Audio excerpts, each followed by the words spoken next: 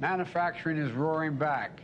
Since I took office, the economy has created 668,000 manufacturing jobs, the strongest manufacturing recovery since the 1950s.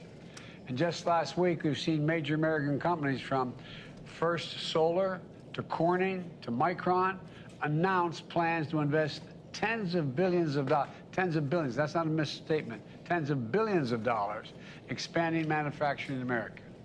We've seen major global companies like Toyota and Honda announce that they're choosing America to invest and build. None of this is happening by accident. These investments and this recovery are a direct result of my economic plan. Some people gave up on American manufacturing. Not me, not the secretary, not the American people. Make it in America is no longer just a slogan. It's a reality in my administration. I'm committed to building an economy from the bottom up and the middle out. You've heard me say that 1,000 times. But that's what's happening. And that's what we're here to talk about today. Now, a big part of the American Rescue Plan that I signed a month after we got in office, we were facing a once-in-a-century pandemic, historic joblessness, businesses struggling to stay open, remote learning for our children. But thanks to the American Rescue Plan, we have come a long way. We got vaccine shots in arms. We helped people who needed them at the most. We kept teachers in classroom, cops on the beat, firefighters on the job, because the local communities didn't have the money to pay for them. And as a result, COVID no longer controls our lives. More Americans are working than ever. Businesses are growing. Schools are open.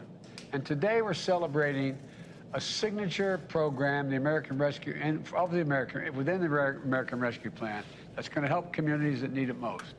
Look, it's called the Build Back Better Regional Challenge. It's centered around a vision that as our economy recovers and modernizes, as science and technologies accelerate and change the nature of how we manufacture, we want workers and small businesses leading this transition, making sure they're a part of it, not just being shunned aside. Instead of fearing that the transition is going to leave them behind, we're going to help them get retrained and many other things. And think of the 55-year-old small businessman who's been making a single screw, this is literally true, for a combustible engine for cars for decades. He and his workers are worried. Why? Because we're moving to high-tech electric vehicles. We're going to help them and their businesses with training and new technology to help them make parts for electric vehicles and lead the transition to a clean energy economy so they're not left behind. This is about investing in them, believing in them, helping them transition to a new world. They can do these jobs, just like they did the ones they had before. This is about jobs in their communities, for them, not having to leave or not having to go on unemployment. As new enterprises are created in the communities, they shouldn't have to leave. They should be the ones to be able to fill in for those jobs. So we designed this program by thinking about people and places in a really important way. And I know you got all of you up on the screen here, 21 different communities.